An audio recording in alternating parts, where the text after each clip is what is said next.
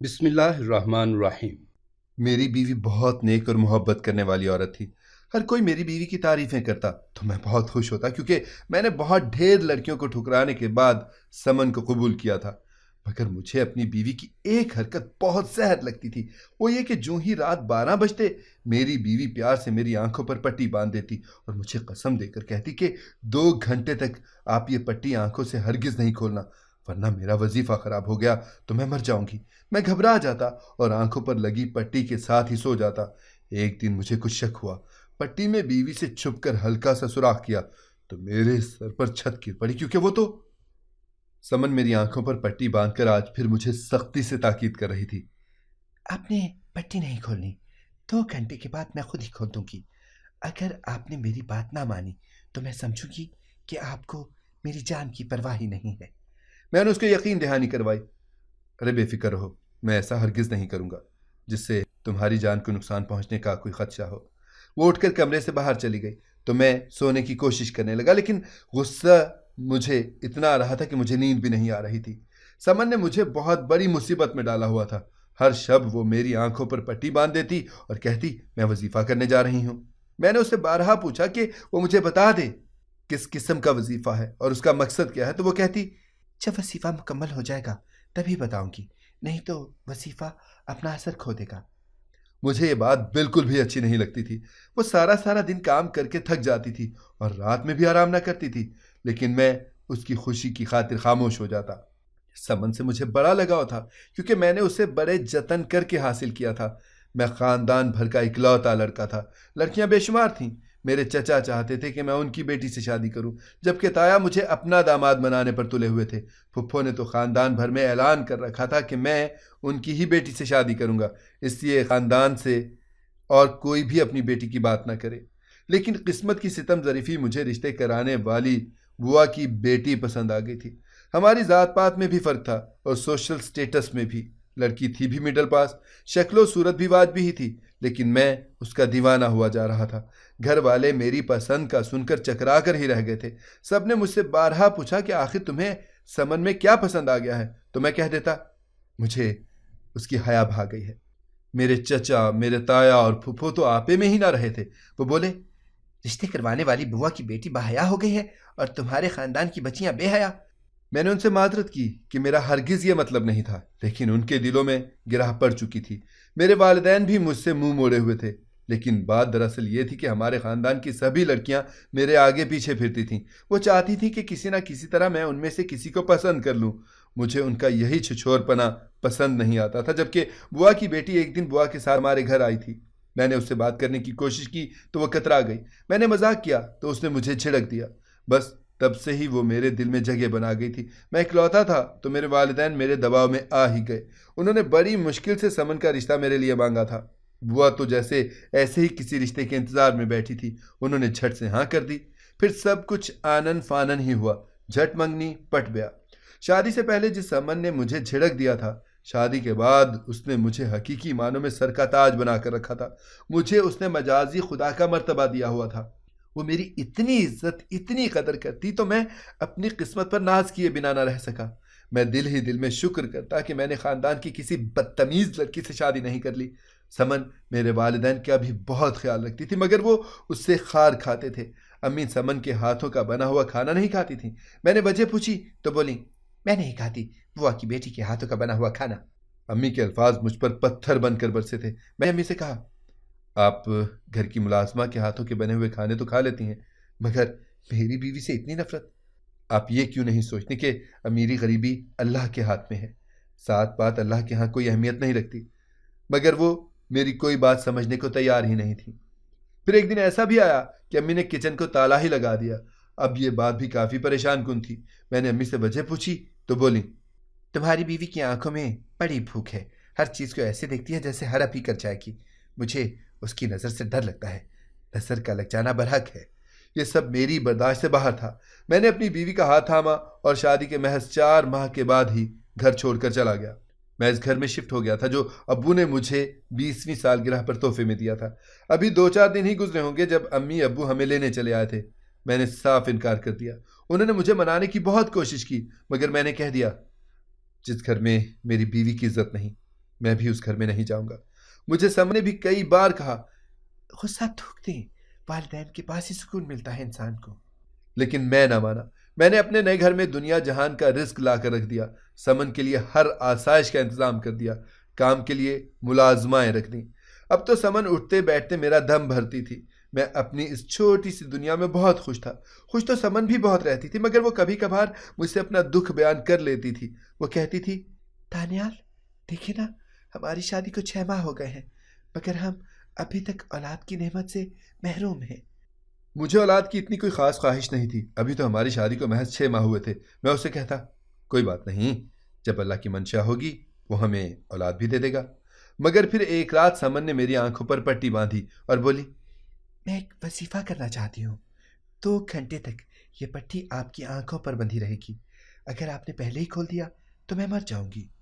اب یہ بات مجھے کافی ناگوار لگ رہی تھی۔ مجھے شک تھا کہ سمن یہ وظیفہ اولاد کے لیے کر رہی تھی، مجھ سے شاید اس لیے چھپا رہی تھی تاکہ میں اسے منع ہی نہ کر دوں۔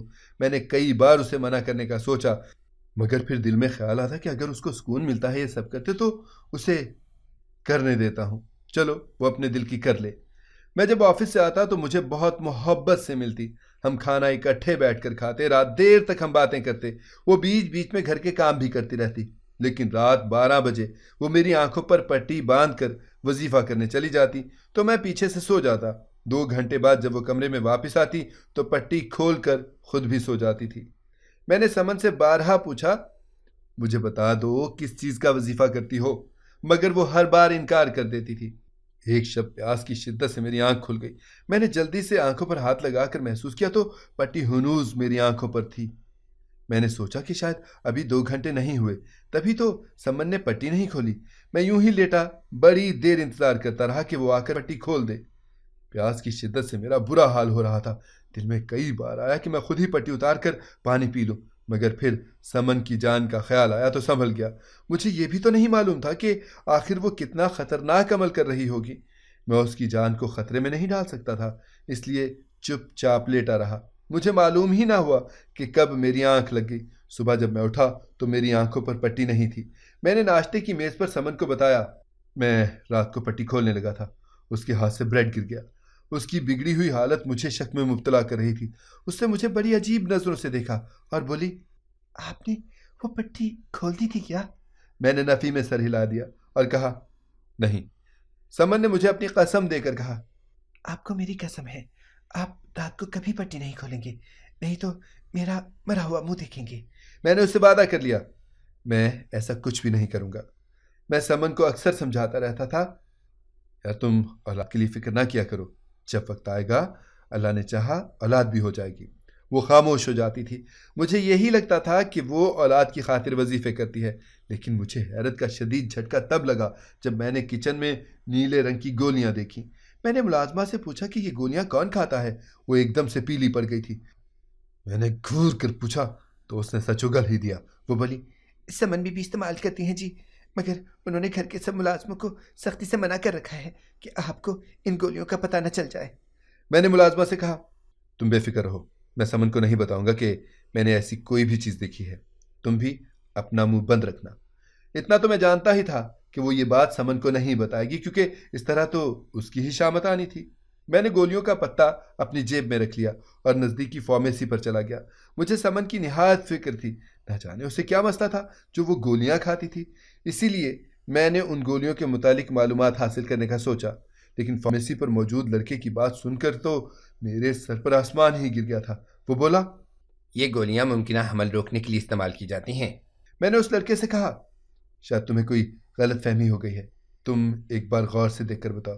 وہ مسکرا کر بولا ارے جناب، گولیوں کے متعلق ہمیں غلط فہمی نہیں ہوتی، ہماری ذرا سی لاپرواہی سے تو مریض کی جان بھی جا سکتی ہے۔ میں وہ گولیاں جیب میں ڈال کر گھر لوٹ آیا تھا، مگر میرا دل ہر چیز سے اچاٹ ہو چکا تھا۔ میں تو خواب میں بھی نہیں سوچ سکتا تھا کہ میری سمن میرے ساتھ اتنا بڑا دھوکہ کرے گی۔ میں انہی سوچوں میں گم تھا جب سمن میرے پاس آ کر بولی کیا ہوا ہے دانیال؟ آپ مجھے پریشان سے لگ رہے ہیں۔ میں نے اس کی آنکھوں میں آنکھیں گاڑ کر کہا میری بڑی خواہش ہے کہ اللہ مجھے اولاد سے نوازے، نہ جانے اس نے ابھی تک ہمیں اس خوشی سے کیوں محروم رکھا ہے۔ میں نے دیکھا سمن کے چہرے پر ایک سایہ سا لہرا گیا تھا۔ اس نے کچھ لمحے خود کو سنبھالا، پھر بولی مجھے بھی औलाद की बहुत हसरत है। मुझे तो लगता है कि हमें आपके वालिदैन की बद्दुआ लग गई है। अब मेरी माने हम वापस लौट जाते हैं। उसकी बात सुनकर मैं इस बात का फैसला नहीं कर पाया कि वो आया मेरा ध्यान दूसरी तरफ लगाना चाह रही है या वो गोलियां भी सिर्फ इसीलिए खाती है कि हम वापस लौट जाएं। समन का राज जानने की तो मैंने कसम खा ली थी। अब खैर, जब रात के 12 बजे तो समन मेरी आंखों पर पट्टी बांध कर चली गई। अब मेरे दिमाग पर समन की मोहब्बत के बड़े पर्दे सिरक गए थे। वो न जाने किस चीज़ के लिए वजीफा कर रही थी। मैं तो समझता था कि शायद वो औलाद के लिए करती है, मगर औलाद तो वो खुद ही नहीं चाहती थी। समन मुझे कसम देकर बाहर निकल गई तो मैंने एक भी लम्हे की ताखीर किए बिना ही वो पट्टी खोल ली। मैंने कमरे का दरवाज़ा खोलकर बाहर झांका तो मैं हैरान ही रह गया था। समन दुपट्टे से बेनियाज घर में यहाँ वहाँ टहल रही थी। हाथ में उसकी एक प्लेट थी जिसमें शाम वाला बचा हुआ पिज़्ज़ा पड़ा था। वो मज़े ले लेकर वो पिज़्ज़ा खा रही थी। मैं धड़कते दिल के साथ वापस आकर बेड पर लेट गया था। ये कैसा वजीफ़ा था? क्या वो आज तक मुझसे झूठ बोलती आई थी? वो कोई वजीफ़ा नहीं करती थी, मगर उसने मेरे साथ इतना बड़ा झूठ क्यों बोला था? मैं यूं ही परेशान लेटा हुआ था। घड़ी पर जब 2 बज गए तो मैंने जल्दी से वो पट्टी दोबारा अपनी आंखों पर बांध ली थी। मैं सोता बन गया था। 2 घंटे मुकम्मल हो चुके थे। अब किसी भी लम्हे वो आने ही वाली थी। लेकिन मुझे हैरत का झटका तब लगा जब वो लौटी ही नहीं। उसका इंतज़ार करते करते 3 बज चुके थे। अब एक बार फिर मैं धड़कते दिल के साथ उठ बैठा। मैंने दरवाजे से झांक कर देखा तो समन बड़े आराम से सोफे पर आलती पालती मारे बैठी थी। उसकी पुश्त मेरी जानिब थी, इसलिए मैं देख ना सका कि आखिर वो क्या कर रही है। मैं फिर से आकर लेट गया, लेकिन आज नींद मेरी आंखों से कोसों दूर थी। एक एक लम्हा मुझ पर भारी था। यूं ही सुबह के 5 बज गए। मुझे बाहर से समन के कदमों की आहट आने लगी तो मैंने जल्दी से आंखों पर पट्टी बांध ली। थोड़ी देर बाद ही समन कमरे में दाखिल हो गई। वो बड़े मुहतात कदम उठा रही थी। वो मेरे पास आई और जल्दी से मेरी पट्टी खोलकर आकर बेड पर लेट गई। मैंने दिल में समन को मुखातिब करके कहा, अच्छा तो ये थी तुम्हारी असलियत। सुबह नाश्ते पर समन मुझे बड़ी हशाश बशाश से मिली थी। मैंने उसके मामूली से सरापे को देखा और दिल में सोचा कि समन, तुम तो बहुत आम सी हो। मेरी मोहब्बत ने तुम्हें ख़ास बना दिया था, लेकिन तुम तो मुझे ही धोखा देने लगी हो। मगर क्यों? इस क्यों का जवाब फिलहाल मेरे पास नहीं था। समन बोली, दानियाल, आप काफ़ी परेशान लग रहे हैं। खैर तो है ना? मैंने कहा, हाँ समन, वाकई मैं बहुत परेशान हूँ। मैं ये सोच सोच कर परेशान होता रहता हूँ कि आखिर तुम किस चीज़ का वजीफ़ा करती हो। वो मुस्कुरा कर बोली, आपके लिए एक सरप्राइज़ है, बहुत जल्द मालूम हो जाएगा। मैं खामोश हो गया क्योंकि उसे सरप्राइज़ देने का तो मैं भी सोचे बैठा था। मैंने ऑफिस जाने से पहले एक खालिदा नामी मुलाजमा के हाथ पर भारी रकम रख दी। मैंने उससे कहा, मैं ऑफिस से लौटकर तुमसे समन की एक एक रिपोर्ट लूँगा। उसने इस बात में सर हिला दिया। ऑफिस में मेरा दिल ही नहीं लग रहा था। रह रह कर मुझे समन का ख्याल आ रहा था कि आखिर वो ये सब क्यों कर रही है। घर लौटकर मैंने मुलाजमा से कहा, मुझे एक एक बात बताओ, मेरे पीछे समन क्या करती है? वो बोली, साहब, बीबी तो सारा दिन टीवी देखते हुए कुछ ना कुछ खाती रहती हैं। एक हाथ में टीवी का रिमोट होता है और दूसरे में मोबाइल। फिर बीबी की वालदा आ गई तो दोनों कमरे में जाकर खुसर फुसर करती रहीं। वो ना बड़ी देर के बाद वापस गई थी अपने घर। मैं खामोश हो गया। जब समन के पास आया तो समन ने हर रोज़ की तरह मेरे सामने काम की एक लंबी लिस्ट रख दी कि आज मैंने ये किया, आज मैंने वो किया। अपनी अम्मी के आने का जिक्र वो गोल कर गई थी। मुझ पर एक बात तो वाज़ेह हो गई थी कि समन झूठी है। वो झूठ क्यों बोलती थी, ये मामला भी मैं हल करने ही वाला था। रात 12 बजे फिर से वो मेरी आंखों पर पट्टी बांध गई। मैंने फिर से दरवाजे की दर से झांक कर देखा तो समन मुझे कुछ खाते हुए नजर आई। हाथ में मोबाइल पकड़े वो नगेट्स के साथ पूरा पूरा इंसाफ कर रही थी। यूं मैं हर 10-15 मिनट के बाद उसको देखता, वो कुछ ना कुछ खाते हुए ही मुझे नजर आई थी। मुझे इस बात की हैरत थी कि अगर वो खाना ही खाना चाहती है तो कमरे में बैठकर भी तो खा सकती है ना। वजीफे का नाटक करने की क्या जरूरत थी। अगले दिन भी मैंने मुलाजमा को नजर रखने का कहा था। जब मैं ऑफिस से लौटा तो उसकी बात सुनकर मैं तो चकरा कर ही रह गया था। वो बोली, समन बीबी के साथ आज ना एक लड़का मिलने आया था। मैंने उससे पूछा कि वो कौन था, कहाँ से आया था? तो वो बोली, साहब जी, मैं कुछ नहीं जानती हूँ, बस इतना जानती हूँ कि बीबी ने उनको एक बड़ा सा स्याह शॉपर थमा दिया था। मैंने समन से पूछा, आज कोई हमारे घर आया था? उसने नफी में सर हिला दिया। वो मुझे घबराई हुई लग रही थी। उसने मुझसे पूछा, आपको ऐसा क्यों लग रहा है? मैंने कहा, मुझे चौकीदार ने बताया था कि कोई लड़का हमारे घर आया था। वो यहाँ से कोई स्याह शॉपर लेकर बाहर गया है। میں نے سب کچھ سمن پر واضح کر دیا تھا۔ میں جاننا چاہتا تھا کہ آخر وہ لڑکا کون ہے۔ اب میں راز کھلنے کا مزید انتظار نہیں کر سکتا تھا۔ وہ ششدر سی کھڑی رہی۔ تبھی ایک ملازمہ میرے پاس آئی اور بولی، صاحب جی، میرا بیٹا آیا تھا، بی بی نے مجھے اپنے 2 سوٹ دیے تھے، وہ اس کے ہاتھ گھر بھیجے ہیں۔ ملازمہ مجھے اتنا بتا کر پھر سے کچن میں چلی گئی تھی۔ میں نے دل میں سوچا کہ خالدہ بھی پاگل ہے، الزام لگا دیا میری بیوی پر۔ سمن رونے لگی۔ وہ بولی، آپ نے مجھ پر شک کیا؟ آپ کو کیا لگتا ہے کہ آپ کے جانے کے بعد میں چھپ چھپ کر لڑکوں سے ملتی ہوں؟ اس کے آنسوؤں کی پرواہ کیے بغیر میں نے کہا، اپنی تیاری کر لو، ہم کل امی کے گھر واپس شفٹ ہو رہے ہیں۔ سمن ایک دم سے کھل اٹھی تھی۔ وہ بولی، یہ تو آپ نے بہت اچھی خبر سنا دی ہے مجھے۔ پھر وہ جلدی جلدی سارا سامان پیک کرنے لگی تھی۔ اس نے میری آنکھوں کے سامنے سارا سامان پیک کیا۔ رات ہوئی تو اس نے پھر سے میری آنکھوں پر پٹی باندھ دی۔